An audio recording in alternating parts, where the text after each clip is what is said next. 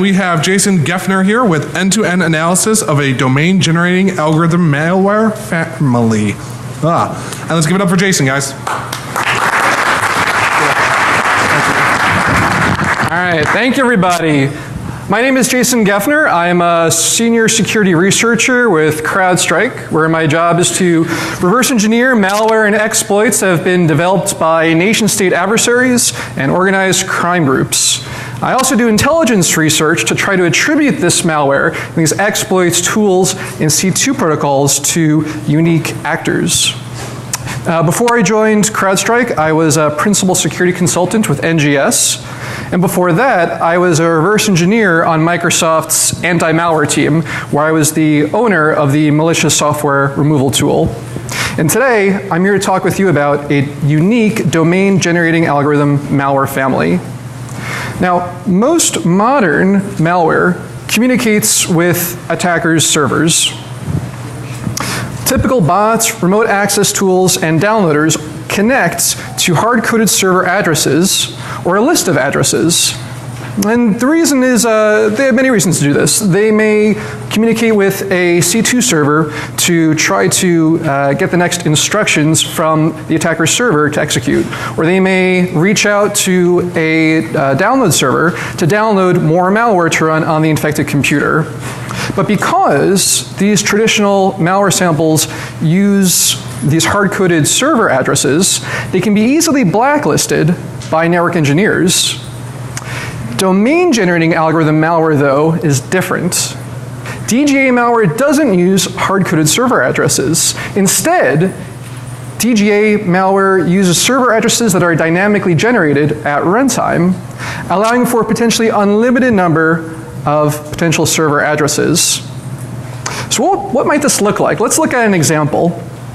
Let's say that we have an example piece of malware where every minute the malware tries to connect to a different server address. And let's say the algorithm for this DGA is that every minute it tries to connect to the server address with the numeric month, numeric day, year, hour, minute.com. So in about 10 minutes, this example malware would try to connect to 0731131430.com. Now what the attacker would do is they would choose a strike time and then register that given domain usually 24 to 48 hours before that strike time hits. Strike time hits, the malware reaches out, connects to the attacker's domain, does whatever it needs to do, and then maybe an hour or two after that strike time, the attacker will then take down their domain or redirect it and take down the server. Now, this approach makes it impossible for security researchers to predict the next server communication, and it raises the bar for sinkholing efforts. And it also makes historical analysis extremely difficult. And if you think about traditional malware, it might communicate with one or two hard-coded server addresses. And if we're going to do historic whois research on those addresses, it's not too hard to say, who were all the registrants for this domain in the whois history over the past year. But there are 525,600 minutes in a year. And with this example, that would mean that we'd have to look at 500,000 whois records historically, which is really not practical. So DGA malware can definitely be challenging for a security researcher to handle. Now DGA malware, though, it's not exactly a new thing. Back in early 2008, Kraken was one of the first malware families to use a DGA. And a few months later, Configure was first discovered, also using a DGA. But DGAs haven't been restricted just to Kraken and Configure. Torpig and Ceresby are two other malware families that have also been known to use DGAs.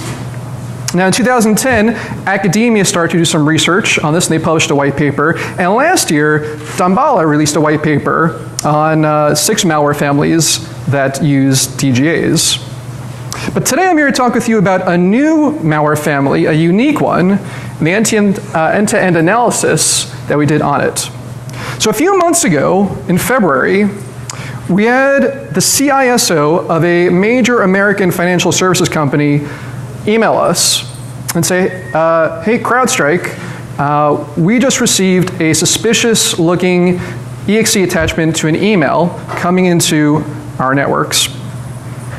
And this firm's CISO actually worked with his global cyber intelligence partner, competitor of ours, and they actually couldn't figure out what it was doing because it was obfuscated. And actually, to quote the CISO, he said, "It is the obfuscation that is throwing our competitor's name off." And because this other company was not able to remove the obfuscation, this CISO forwarded the malware to us. So, as any good researcher, I love a challenge, and when I heard that some other person out there, or just a set of people, couldn't figure out what this malware was doing, I jumped on it right away. Now, it's understandable why this other company had trouble analyzing it. It is obfuscated, but unlike most malware that is obfuscated by using a packer, this malware is different. So, most malware again, uses a packer for obfuscation. And a packer compresses and encrypts the original code and data and appends an unpacking stub to the now packed malware. And at runtime, the unpacking stub decrypts and decompresses the packed code and data, then executes the unpacked code.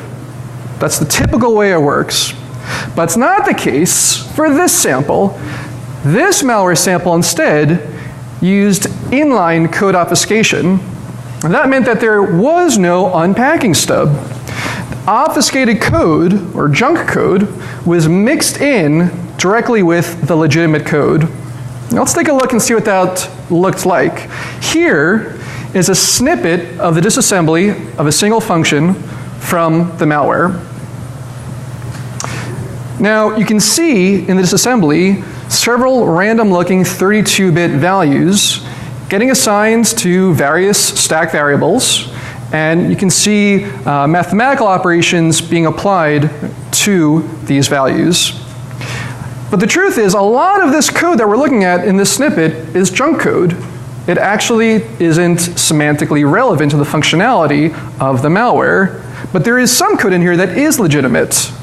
Well, if we took time to analyze it, we would find that var10 and var18 are used for junk code, and var4 and varc, the stack variables, are used for legitimate code. So I know what you're thinking, though. You're thinking, Jason, come on, it's 2013, nobody reads x86 assembly code anymore. That's why we have hexrays. We decompiled everything. Surely the hexrays decompilation will be a lot easier to read. Well, maybe yes and maybe no. So this is the hexrays decompilation of the entire function that that snippet was from. And you can see, just at first glance, it's still not immediately obvious what's going on in this function. And this is a relatively short function. But we can try to remove this junk code manually. Well, we can start by making some assumptions. We can assume that the input arguments, A1, A2, and A3, are all legitimate variables. And we see that, for example, the first line of code is saying that stack variable v10 is getting set to the value in function argument A1. Well, if we're going to assume that A1, A2, and A3, the input arguments, are all legitimate variables, then we can also make the assumption that all local stack variables that are tainted by legitimate variables or values are also legitimate. So that means that, let's see, v10 is getting set to what a1 was, v8 is getting set to what a3 is, and we can tag each of these variables as legitimate. Now if we do this, you can see that a1, a2, and a3 are okay, as is v10, as is v8, etc. And after we've tagged all of the values that have been tainted by other legitimate variables and keep reiterating this process until we find no new legitimate variables, we do end up with this. And if we remove all the lines of decompilation that don't contain legitimate instructions, we end up with this. Now this is actually much more readable than what we had originally, but there are over 1,000 functions in this malware sample, and it would be very time consuming to do this manually for every function. So, as with any good computer science person would do, I automated it. I wrote a hexraise plugin to do this for me. Well, what does this hexraise plugin do? Well, it pretty much follows the steps that we followed manually. It starts off by finding all basic legitimate variables. And those legitimate variables are function arguments to the current function. Global variables are considered to be legitimate. Arguments to function calls from the function are considered legitimate, as are return values from any function calls made from inside the function. And optionally, the plugin allows you to say that local function variables used in return statements are also legitimate. And what the plugin does after it determines all these legitimate variables and all the other stack variables that are tainted by these legitimate variables, it goes through and prunes the decompilation graph to remove the junk code.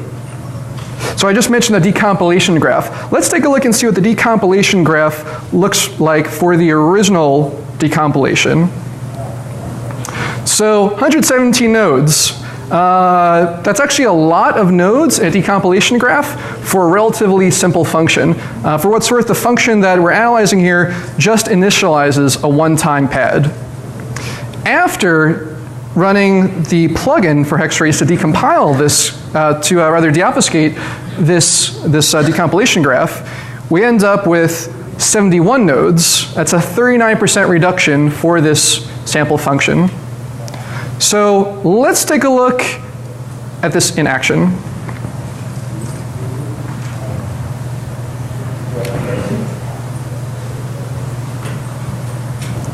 Okay, so here I have my original function, and in this instance of IDA, the hexraise plugin is not installed. And by the way, the name of the hexraise plugin that we're releasing is called Crowd Detox. So in this instance of IDA, Crowd Detox is not installed. And if we press F5 to decompile it, we see again that original obfuscated decompilation. However, if you look at the second instance of IDA, the Crowd Detox plugin is installed here. And if we decompile it here, you can see that all the junk is removed automatically. We don't have to do anything. And the good news is that this plugin that we're releasing not only works for this function and of course every other function in this binary, but it works for any binary out there. It's not specific to this family. The approach we use and the assumptions we make for removing junk code can really be applied to any software out there that uses inline junk instructions. Now the good news is that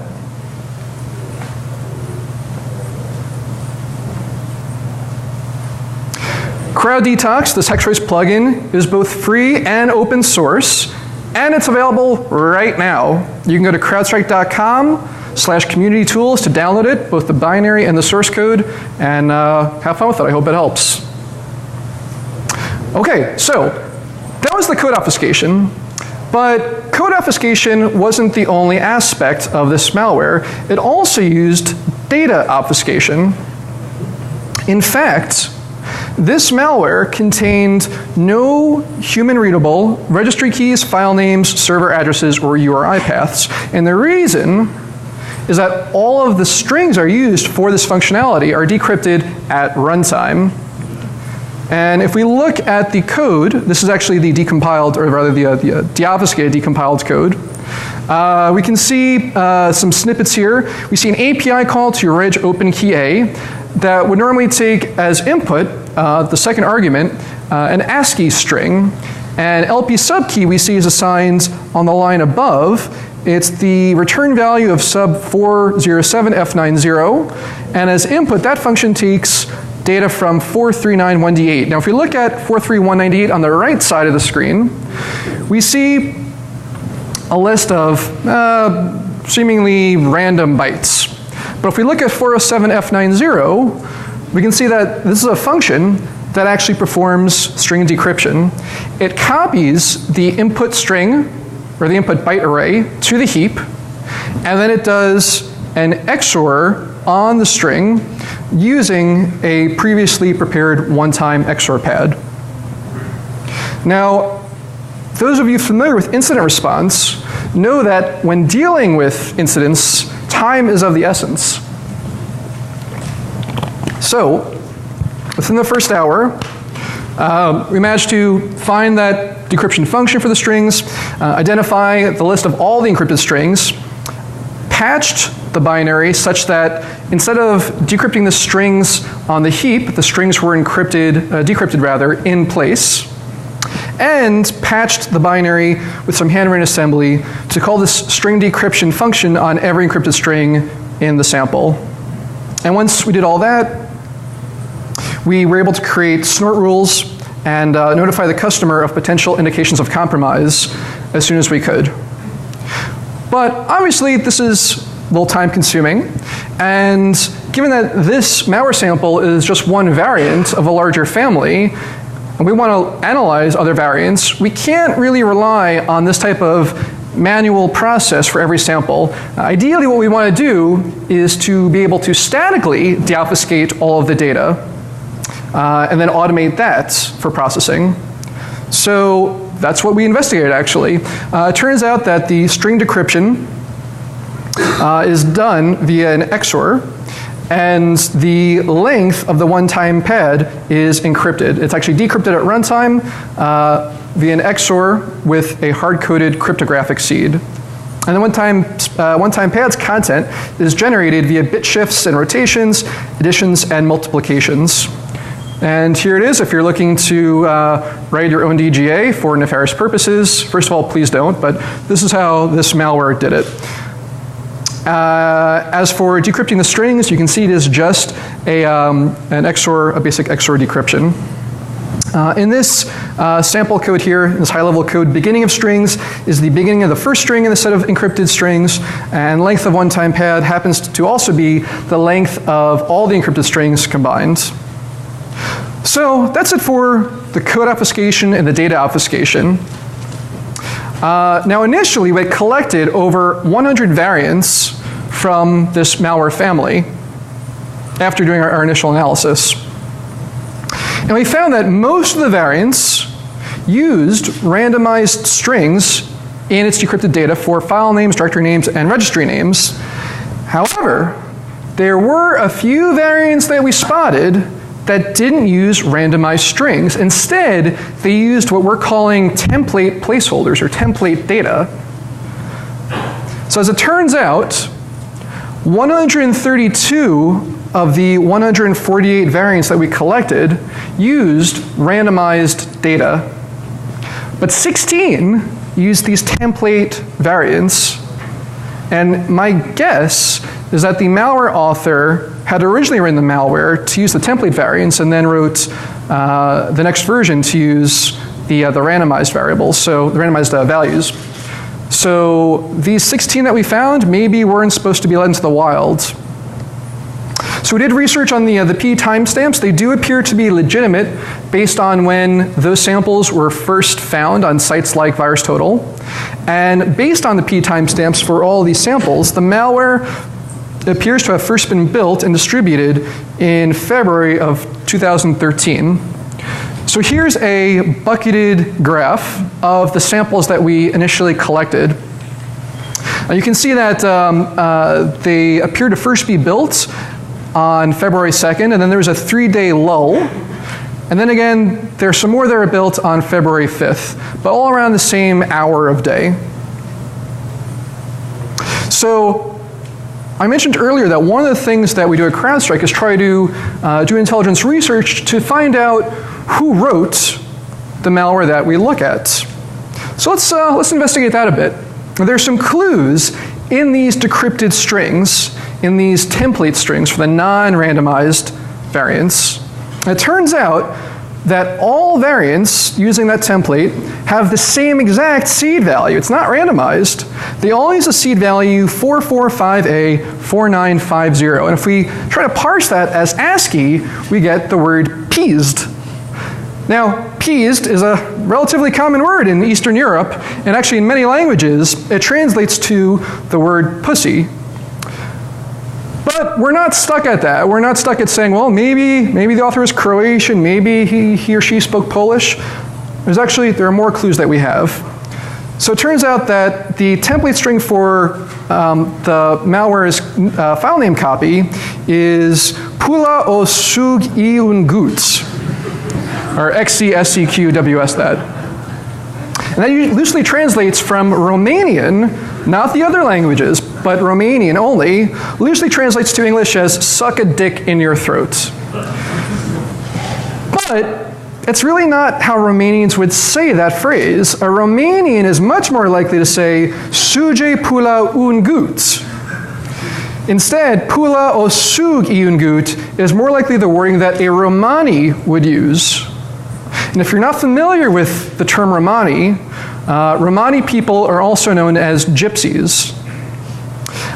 Furthermore, a Romanian is much more likely to say the word pizda than peased, whereas a Romani would say peased. So all signs so far would suggest that the malware author may very well have spoken Romani. Now again, I'm not saying he was definitely Romani. Sure, some nation-state adversary could have put this together to try to mislead us to make it look like it was a Romani author, but so far, things would suggest that the author is Romani. But that's not actually all there is. There's actually another set of strings that strongly suggest a Romani author. So the template strings for the directory name and registry value names are Nikolai Gutsa, XZSCQWS, and Kosti Ionitsa, QWS. And the template string used in entry point obfuscation is Adrian Kopielul Minune Si Florin Salam. And all four of these guys are Manolay singers, very prominent Romani Manolay singers. Again, further suggesting that the malware appears to have been written by someone who is Romani and or likes Romani culture a lot. Oh, and by the way, Romania is in time zone UTC +2, so we're looking at those P timestamps earlier. Those times would suggest that the local P build times were from 8 p.m. to midnight in Romania, which isn't an unreasonable time for a malware author to be busy at work. All right, this talk obviously though is based on, or is really focused on domain generating algorithms, so let's dive into that. Now, all variants of this malware contain the same exact list of 384 words. And to create the domain names that the DGA uses, it uses an algorithm to pseudo-randomly select 2 words from this list, concatenate them together, and add .net to the end. And here's the list of 384 words. Now, as I just said, it combines 2 of these words together to make a domain name. And 384 squared, anyone? No? No, okay. No one got it. 147,456 possible domain names. That would be a lot to monitor. The good news is that the pseudo-random algorithm uses only 15 bits of the seed value. So there are actually only 32,000 possible domain names. The seed value is calculated using the number of seconds that have elapsed since the beginning of 1970 and divides that by 512, leading to a granularity of 8.5 minutes. And the malware tries 85 different domains per seed value, creating a sliding window of DGA domains, and that means that each domain is in this window for 7.5 hours before the window advances past that domain. So here is the high-level code for the function that actually generates the host name. This is a C#-based reinterpretation of the DGA algorithm. A hex host name, A helper table, and A host strings are all hard-coded data arrays in the malware that are encrypted in the same manner that the strings are encrypted. And these arrays that are hard-coded are actually the same in every single variant. So every variant out there generates the same domains at the same time, no matter what computer they're running on or what variant of the malware they're running. Now, once the malware generates the domain name it wants to use, it connects to, or tries to connect to those domains and tries to send this GET request. And each malware variant contains a hard-coded email address. And we're going to talk about those email addresses more soon. Now, the malware takes the response from the server and checks to see if it contains a certain fingerprint. And if it does, the malware makes a second request to the server, same exact request, nothing changed, and the second response, again if it contains the correct fingerprint, causes the malware to download that response, save it as an executable, and execute it. Now we were interested to see what the spread of this malware looked like and where the infections might have been concentrated. So we did some sinkholing. We set up 5 domains to which the DGA would resolve from March 5th through March 9th. And we received about 15,000 hits from computers all around the world. And when I say hits, I don't mean just random computers pinging our server, just trying to do basic GET requests. These hits, these 15,000 hits, were all hits with using the GET request with the format I just showed you in the previous slide. So these are actually infected systems that were hitting our sinkholes. And we logged almost 1,200 unique client IP addresses, and exactly, believe it or not, 1,000 unique email addresses that were posted to the sinkhole servers, meaning that there are at least 1,000 variants of the malware out there, since each malware sample, each malware variant, has its own unique hard-coded email address in it. And of these 1,000 unique email addresses, there were 286 unique email address domains. To show you a graph of the sinkhole activity, here it is. You can see it really focusing on the 5 days that we were running the sinkhole servers, or that we were rather prepared for the registrations for the strike times. And you can see there were probably some infected computers out there with system clocks that were a little off, and we got a little trickle of a few hits after that 5-day period. Now I mentioned the email addresses that we were receiving that were posted to our sinkhole server. This is what some of them look like. This is obviously a very small collection of them, but we see 1-800-Flowers at 1-800-Reminders.com, consultant fiscal unsubscribe at yahoogroups.com, FB message plus something at facebookmail.com. Well, it looks like there's another malware component out there that harvests infected systems inboxes, email inboxes, to create these malware variants and then send it out. Some other interesting statistics for the email addresses that we saw that were posted to our sinkhole servers. There's a disproportionately high number of yahoo.com email addresses. Keep that in mind, we're going to come back to that soon. And there's also a disproportionately low number of gmail.com addresses. 0, in fact. So it's possible that this second malware component that we had not yet seen actually ignores gmail.com addresses, maybe because they don't want the Gmail team at Google spotting and identifying this malware campaign. But of course, that's just a guess. So I mentioned that we're interested in the spread of this malware, where it might be concentrated. And if we plot out all of the IP addresses from around the world where we were getting hits, this is what the top 10 countries were sending us. So the United States was definitely at the top of the list, but second is Romania. And Romania does definitely not have the second highest population of people or computers in the world. So this would further suggest that the malware author might be living in Romania, or maybe the initial targets were Romanian targets, but certainly is an interesting piece of data. But sinkholing isn't all that we did when it came to investigating the domain-generated the domains that were generated. We also did monitoring of these domains and developed automation to connect to each DGA domain in real time as the malware would connect to it and try to download from it. And actually, we did this automation connecting to these domains through Tor. And give myself a little plug, if you want to learn more about ways to automate things and route them through Tor, come to my talk at 3:30 in Augustus 5 and 6. Okay, so we ran this automation for 2 weeks, and we detected 20 domains that were connected to this campaign. 19 of these 20 domains were all registered via Yahoo Inc.'s small business hosting plan and all registered with yahoo.com email accounts. And remember, we saw yahoo.com is very prevalent for email addresses that were infected earlier, or that were spread to.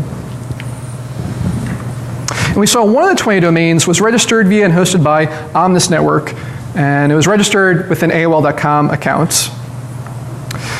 Now, of these 20 domains, all of them were registered within 48 hours of the strike time. And we found identical registrant names and addresses used for several of the domains, so there was a lot of overlap amongst them. And there were semi-randomized phone numbers as well, corresponding to city area codes based on their registrant addresses. So let's take a look at some of them. You can see I color-coded ones that were identical for addresses. Now, I did some open source research on these names and addresses, on these registrant addresses, and it turns out that these names and addresses correspond to real people who really live at these residential addresses. But the phone numbers are junk and the email addresses are bogus as well. But because these names and mailing addresses are legitimate, the assumption then is that these domains were registered with stolen credit card numbers that belonged to these individuals. Now, we also did more research in terms of all the domains that could be generated. So 7 of these 20 domains hosted blank root pages during our Whois research. And 3 of them were taken down before we got to them.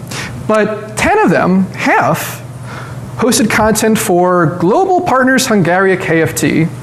And by the way, Hungaria KFT translates to a Hungarian LLC.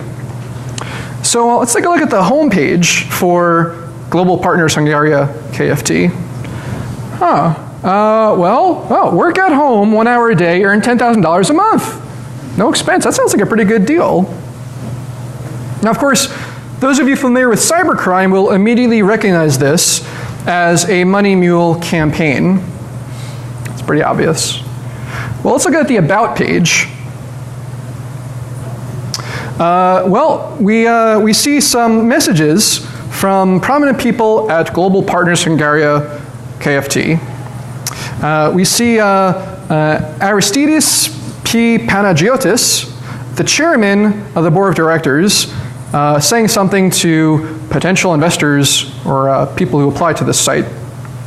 However, Aristides P. Panagiotis, that photo is actually a photo of Socrates Kokalis, chairman and CEO of Intercom Holdings, and we're able to find that out by searching for that image and finding who this photo really was of. What about the second guy? Petros Tsouratis, managing director of Global Partners. Well, it turns out the real name of Petros Tsouratis is, well, it's Petros Tsouratis, so that is his real name. But he doesn't really work for Global Partners, KFT. He works for Intracat, a subsidiary of Intercom Holdings. What about the logo at the top, the logo for Global Partners, KFT? Hard to believe, I know, but it is actually the logo from Intracat's website. So, and by the way, I should mention that even though Petros Tsouratis, that is the real name of that guy, the name for the chairman, Aristides P. Panagiotis, did some research. Closest thing we could find is that there is an Aris Papadopoulos Panagiotis, who's a student in the German language department in the College of International Management and Business at the Budapest Business School. So, interesting point. Okay, well, so we didn't just look at these 20 domains though, we scanned all of them. looking for all the possible domains that could be generated by the DGA for the string global partners. And that allows us to find 44 more domains for a total of 64 altogether. And all of them, except for 2, were registered through Yahoo.com's small business hosting plan. And all 64 are registered for exactly 1 year before the strike time. And the oldest domain was registered on February 3rd, the day after the malware's PE build times first began. And these were also scanned via Tor. So, of these 44 new domains, what did these domain registrants look like? Well, the email addresses used to register these domains primarily fell into 4 categories. We found these patterns. Either the email address related to the name of the domain's registrant. So for example, if the likely stolen credit card was from Marco Soriano, we actually found a few domains registered to Marco Soriano21 at yahoo.com. Or we found patterns where the email address was related to the name of another domain's registrant, which was likely a mistake by the adversary. We found email addresses, of course, related to the domain name. So the registration for degreeanimal.net was registered by degreeanimal at yahoo.com. And we also found cases where the domain name was was related to another domain. So for example, nightwagon.net was registered by degreeanimal at yahoo.com. And likely that was either a mistake by the attacker or the attacker just being lazy, thinking I don't want to register another email address for this campaign. So using all this information, we did some more open source research, and we found many non-DGA domains also used in this campaign. We found 14 actually. And if we look at the about page for, let's say, antaragroup.org, it's our old friends, Socrates and Petros.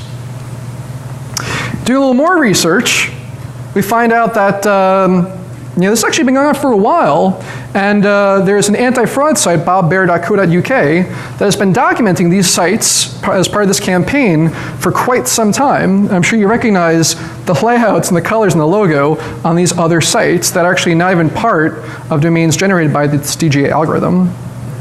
So, investigating further, we find that this campaign goes all the way back to 2007. And you know what? It even continued after we finished our research. So, we were doing our research primarily in February. Global Partners was the malware that we saw. Well, we found 2 more that actually happened just a month later. So it's very, very active. So you're probably thinking, well, Jason, given how active this seems to be, surely it is, antivirus companies have been looking at this pretty seriously and taking it as a legitimate family. Well, maybe not. So it seems pretty evident that the malware very likely began circulating in February of 2013. And we were analyzing it in February and March.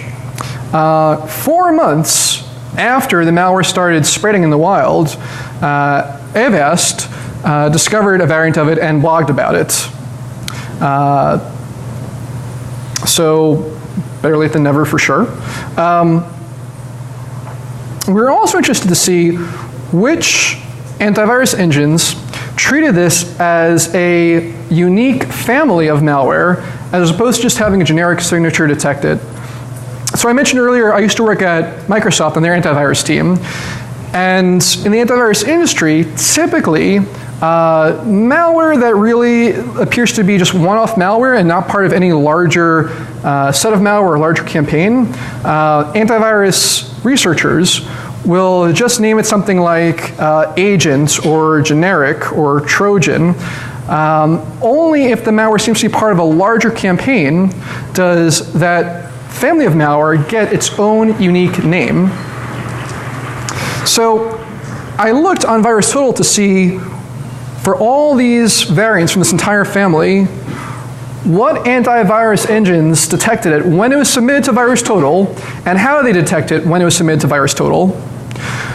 Well, it turns out that almost all of these AV companies used generic names to detect it, meaning that they didn't fully recognize that this was part of a larger campaign going on. We see agent, we see generic, we see genetic from Panda. It's an interesting name. I tried to find information on Zusi, but I couldn't find information on it on GData, Bitdefender, or F-Secure's website. So I'm going to guess that it's generic, or at least not important enough for them to write up anything about it. Artemis is a generic detection name from McAfee, as is Reputation from Symantec. It kills me. Oh, it kills the mic too. It kills me to know that my former company, Microsoft, only detected 15% of the samples when they were submitted to VirusTotal. But I am happy to see that every single variant that Microsoft detected was detected by the unique family name Suppobox. There are actually no variants that Microsoft detected that were detected as anything else.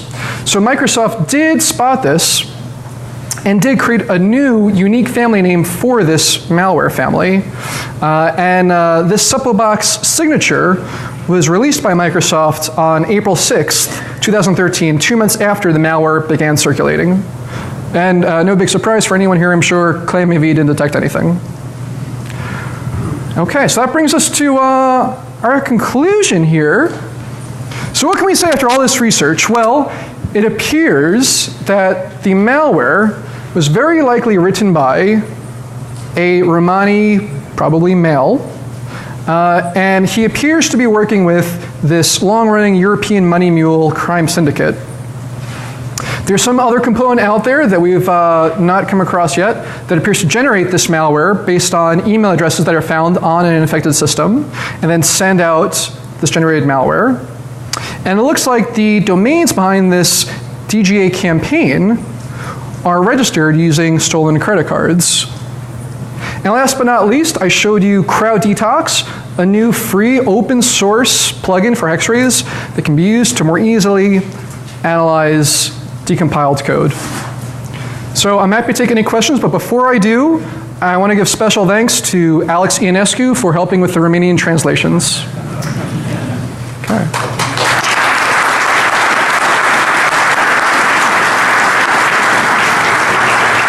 Thank you.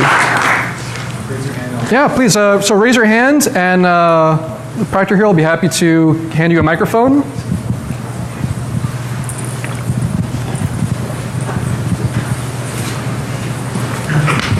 Hi, thank you for the talk.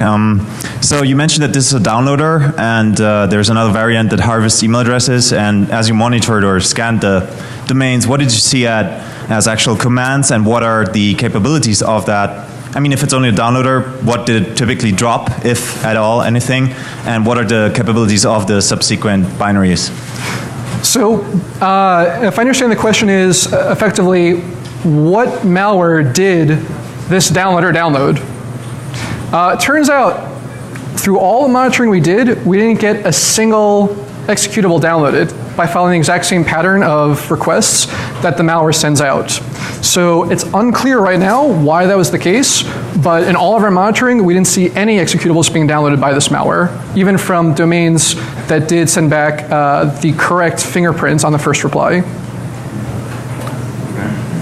So it's a mystery still. Okay, just to follow up, so the earlier campaigns that you saw, like the similar websites and stuff that is not related to this particular DGA variant, were there any specific things they were after, like other than harvesting email addresses, maybe collecting some credit card information, but like other goals they're after? Like what is the, what is this money mule group typically doing to people? So the question is, the previous campaigns before this DGA malware that we analyzed here, what were those campaigns likely after? We did not actually research those previous domains or those previous campaigns in depth. It appears that they were trying to get people to sign up and mule money for them. As for the sources and destinations of where the money was coming from or where it was going to, it's unclear right now. But we didn't see any malware connected specifically with those previous campaigns. Thanks. Thank you for your questions. Another question here? So it seems like the obvious shouldn't be the speaker. It seems like the obvious response from the malware authors to your releasing the deobfuscation tool will be to add illegitimate arguments which will destroy your whole detainting algorithm. Do you have a plan for what to do when they do that? Because it seems to me that your algorithm is pretty dependent on that. So you're right, the algorithm makes a lot of assumptions which could be violated by future versions of this malware or other malware. And you're absolutely right. So when it comes to reverse engineering, it's always a cat and mouse game. New packers are always coming out. New unpackers are always created by reverse engineers. And that's one of the reasons why we're releasing this to the community as open source, so that as we see new tricks being employed by the bad guys, you can counter them by modifying this open source plugin. So if they can create some type of automated tool to do this obfuscation, then surely this plugin could be updated to automatically deobfuscate it as well. Thank you for your question. Now one in the back, one here. So I apologize, I missed the first 10 minutes or so of your talk. I'm wondering, so at what point, so just in terms of your practice of reversing malware, at what point do you know when you're done? Yeah, that's the question. So the question is, when reverse engineering malware, at what point do you know that you're done? And the answer is it depends. It depends on what your goal is. So if you're working at an antivirus company, which CrowdStrike isn't, but if you are working at an antivirus company and your goal is just to, for the most part, churn out as many signatures as you can or as many detections as you can, then your goal isn't necessarily to understand what the malware is capable of doing. Rather, it's to actually just create a detection for it. The other extreme is if you are doing something like we're doing, which is doing a complete analysis to not only figure out the indicators of compromise of the malware, but also how to clean it up, how it spreads, how to prevent it from infecting your system, and the people behind it. So the truth is, for the most part, we look at every function that's not a library function. So we look at pretty much everything, all the code, all the data. There's nothing that really goes untouched by us when doing our analysis.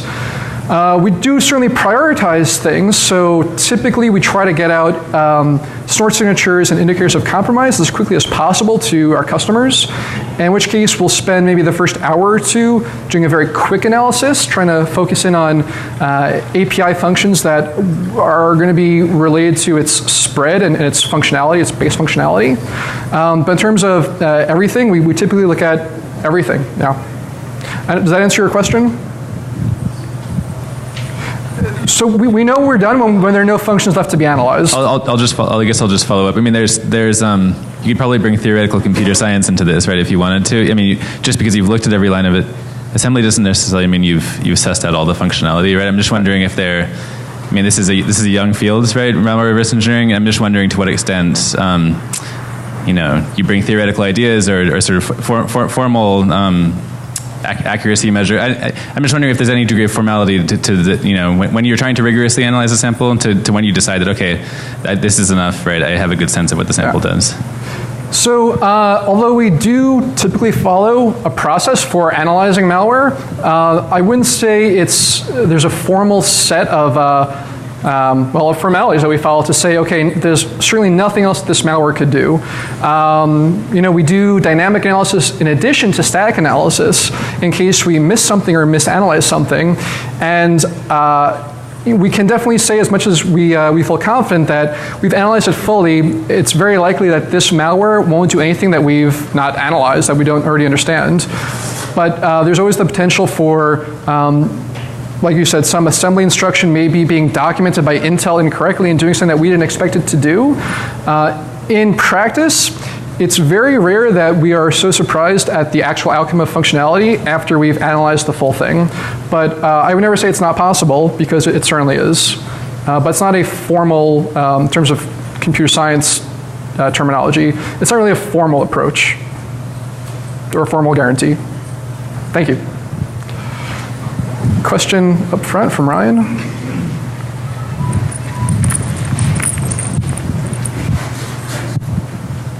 Can you tell if the obfuscation was done at the high-level language level, and were there compiler identifiers in the EXE?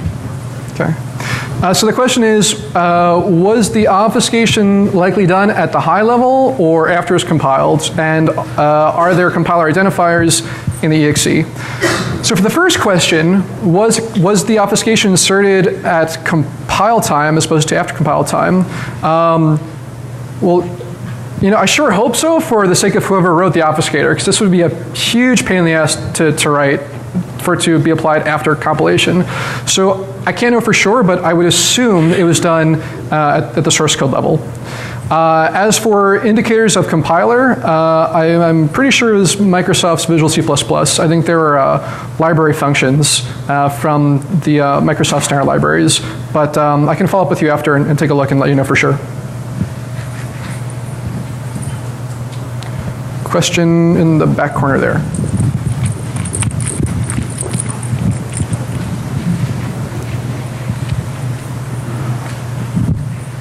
Does the malware generate NX domains for the DGA? Sorry, did you ask, does the malware generate infinite domains? No, NX domains. Oh, NX domains.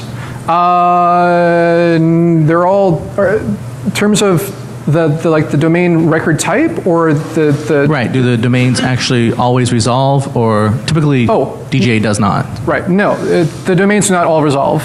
Only a small set of them do. Are you saying, are there DNS servers that resolve each domain that's generated? No, well, generally, like most malware, when it has DGA, it'll be running, and then it'll generate lots of domains. Some of them actually resolve, but most of them do not. Right. So does this malware actually generate domains that do not resolve? Yes, most of the domains that are generated do not resolve. Okay. Question down here.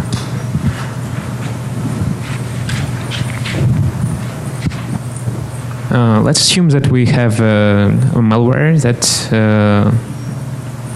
actually using a polymorphic or metamorphic encryption and have also an asymmetric encryption for transferring the data to the CNC server. So it's every time it's a different hard-coded key in each sample, and it is also using DGA domain generation. So my question is how we can detect this kind of threat and prevent it? So that can be rather difficult to do if you are only looking at it from the network side and if you haven't analyzed its DGA algorithm. If you do analyze its DGA algorithm like we did for this malware sample, then we can predict all 32,000 domains that it could generate. And if you wanted to put all 32,000 into your snort rules, then problem solved. As for the type of traffic it's sending, even though you wouldn't necessarily be able to, actually you wouldn't be able to determine what you're seeing from the network side, if you are hooked in on the client side, at some point the malware has to generate the clear text traffic before it works to send it out in an encrypted form. So you could hook in at that time and understand what it would be sending out.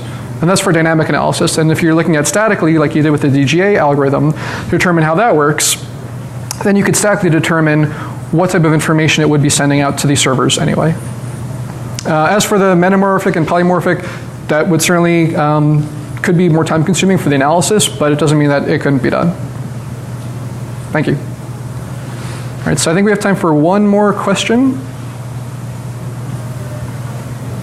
Looks like there are no more questions. Well, thank you everybody for coming, and please scan your badge on the way out, and I'm giving another talk in 20 minutes in Augustus 5 and 6 on tortilla. Hope to see you there for that. Thank you.